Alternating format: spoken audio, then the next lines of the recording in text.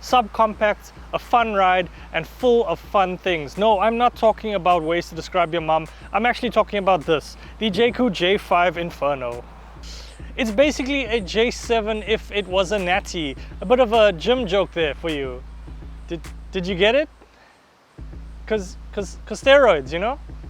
Ugh, it's not fun if I have to explain the joke, guys. Come on. Anyway, this is the Inferno spec of the J5, otherwise known as the highest trim level. You're able to tell that from the outside by the 18-inch wheels, the power tailgate, and the acoustic glass. On the inside, you have dual zone climate control, ventilated front seats, a wireless charger, a 540-degree surrounding view camera, 8-speaker audio system, as well as a full ADAS suite. That's quite a lot of features for the highest trim level, the Inferno, but let's not forget there are 3 other levels: the Glacier, the Vortex, and the Core. Okay, but why would you consider any of the other trims? Well, it all comes down to pricing. Are you ready for this? The J5 range starts at 339,900 Rand, and for the Inferno you're looking at just below 480,000 Rand. That's well below any of its closest heavy-hitting competitors. Okay, so let's see if that pricing gives you, yep, hydraulic bonnet. Anyway, the specs for the J5 range are basically the same. They're all running a 4-cylinder 1.5 litre 115 kilowatt engine, turboed by the way, with 230 Newton meters of torque. Okay, so one of the major differences between the J5 and the J7 range is the drivetrain. On the J7 you have an option of an all-wheel drive system. Unfortunately, or fortunately, depending on how you look at it, on the J5 on all trim levels you only get front-wheel drive. The other major difference is the J5 uses a CVT and not a DCT like the J7, which we'll see in action a little later. Alright, let's get the elephant out of the way. The J5 is basically just a smaller miniature version of the J7, which has taken inspiration from Range Rover. But the most unique and distinctive piece of the front of the J5 has to be the grille, which is signature Jaecoo. It makes the front recognizable, especially with the newly designed LED C-shaped DRLs and headlamps. Now, there is a little bit of character in the front with the inclusion of this plastic trim here that runs above the bumper lip. However, I have to ask, what is the point of these fake fog lamp inserts here? If this is the highest trim level, where are the actual lights? The side is nearly a carbon copy of the J7 with the same sport-like profile. But here is the dead giveaway that it's a J5. The handles don't pop out and the mirrors aren't as boxy. The 18-inch wheels do fill the wheel wells very nicely though. The back is just as mildly playful as the front, with the taillights joined by a piano black trim with the Jaecoo name plastered on it. The only other elements to the back are the plastic diffuser and this nice spoiler that houses the rear window wiper, a small but amazing detail to keep the back very simple and clean. The overall styling is actually very nice. I love the simplicity. I like the simple, elegant look with the hint of sportiness. However, the visible plastic trim pieces don't give me top of the range vibes. Okay, so this is where I introduce a new section to the videos. We bring on a little bit of a familiar face. The special guest in question is none other than Cami. Alright, so this is a section called Cami's Comments, where she'll comment on the cars that we are testing. She's just as involved as I am in terms of testing and researching. So yeah, Cams, what did you think of the J5? I thought it was a really cool car. It looks very much like the J7, yeah, which I liked because we did really like the J7. Yeah. Very minor changes, but I actually really liked it. I liked the drive. I thought it was quite smooth. I thought it had enough power if you put your foot down, especially in sport mode. Handled quite nicely around the bends. I know you feel differently about that, but I thought it was quite cool. Yeah, I felt really cute driving around in it for a few days. Yeah. So I thought it was nice. Okay. I would consider getting it, but I think maybe the J7 a little bit more. Just like just you, because it's bigger, because yeah, slightly bigger, but also I feel like some of the features were a little bit nicer in like day-to-day driving. But it does feel like a car that should be on a lot of people's list. I think it's a great everyday car. Okay, all right. And that was Cami's comments. Let's take it for a drive. Perfect. Good job. Okay, so the biggest surprise to the J5 driving is the actual CVT. I said we'll get back to it, so here we are. Look, it's no star athlete. It does what it needs to do when you need it to do it. But yeah, it's actually pretty decent compared to a lot of other CVTs that we've experienced in other brands.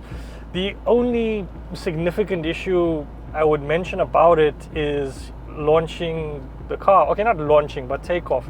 It can be a bit finicky, as you have to be quite accurate with your input in terms of weight on the pedal to actually get it going. Other than that, the majority of the C5 driving has been pleasant. There's enough power in terms of the 115 kilowatts from the engine, and I'm glad to say that it's managed nicely by the drive modes, of which you have normal, eco and sport, and we did test them out on the roads. Obviously sport being the favorite. Now, beyond feeling the power shift when you're changing the drive modes, the steering also changes, going from either a very light and feathery to a bit more stiff. Unfortunately, and this is the same problem I experienced on the J7, the steering feels very disconnected from the road. It just doesn't give any feedback. Now, there is a pro and a con to that. A person like me who enjoys getting feedback from the steering, which makes me feel a little bit more in control of the car, obviously I would love that kind of feedback. However, I think what they were doing and going for with the steering is a bit more premium comfort. Yes, you can remove some of those unnecessary feelings and feedback and maybe some of the struggles from the steering, just to give you a little bit of an extra layer or star under the comfort badge. While on the topic of comfort, the J5 is actually quite a decent ride. It's very comfortable in terms of absorbing some of the imperfections in the road. It's really good over some rough terrain, but nothing too hectic. It's not built for the outdoors, but yes, it does have a little bit of a stiff feeling to it. Now, when going around bends and corners, yeah, handles it well, I won't say that. I didn't think it performed very well around certain bends, as it started to lose a bit of confidence in the steering. But that was just me doing my testing. If you drove this like a normal citizen on the road, you'd be fine. Now, the J5 Inferno is packed with a whole bunch of safety features, including adaptive cruise control, auto emergency braking, forward and rear collision warning, blind spot detection, lane keep assist with departure warning, front and rear sensors, as well as a 540-degree panoramic camera view. Don't ask me about the extra degrees, because last time I checked in math class, which I didn't do so well in, otherwise I wouldn't be doing car reviews, there was only 360 degrees, so I don't know where the extra somewhat degrees came from. But anyway, I think the J5 Inferno is really worth the price just because of the safety features alone. So that could be a deciding factor for you. Let's go check out the rest of the interior. Alright, the interior of the J5 has to be a weak spot for me. Not because you're getting leather power seats for both driver and passenger with ventilation, might I add. Not even because you get dual zone auto climate control, and not even because of the multicolor ambient lighting. The biggest weak point for me is the rear seating. It's a little impractical for me. Fair enough, if you have a small child or two, it's fine, but grown adults can't even fit you. Absolutely no legroom and quite cramped. But besides that minor oversight, if I'm being honest, the rest of the J5 is absolutely beautiful. I would even go as far enough to call it signature Jaecoo, stylish versatility. I would have sacrificed some boot space just to get a larger rear seat, but you still get a 480 litre boot, and that's with the seats up. Now with the seats down, it's extended to over 1200 litres of space.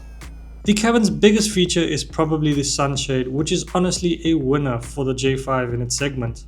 So Jaecoo loves to pack technology into their cars, and the J5 is no exception. With a 13-inch touch infotainment screen with wireless Android Auto and CarPlay, an 8-inch display cluster and voice commands, standard across all trims. On the Inferno here, you have an 8-speaker sound system as well as a wireless charger. Most of the tech runs smoothly and is in the basic layout on all Jaecoo vehicles. Everything is basically controlled from the screen, which can be a little distracting and can be annoying when navigating to something specific in a high pressure situation like traffic or on the highway. The sound system is not the best. It sounds like a drum with some hollow effect that can't be turned off. It's honestly not great. I'm curious to know if the other speaker layouts are the same. For the most part, the tech you're getting isn't the top level stuff you'd expect from the top range model, but does beat most of the competition, specifically in its offering. Okay, so who is the J5 for? Well, if you're young, looking for something a little bit bigger than your campus car, this is an ideal choice for you. You don't have a family to take care of, you don't have a lot of people to fit in the back seats. That is the only red flag for me for the J5. I would personally take the J7 just because I would prefer a car with the all-wheel drive system plus something that can actually fit me in the back seat. But this is an ideal run around the town type of car. Honestly, great economy, great styling, a lot to offer, especially on the Inferno. But again, it's just that small nitpick of the rear seats. Anyway, that's my review of the J5 Inferno. I hope you guys have liked it. Is this on your wish list? Let me know in the comment section below, and remember, please like, subscribe, and I'll see you guys in the next one.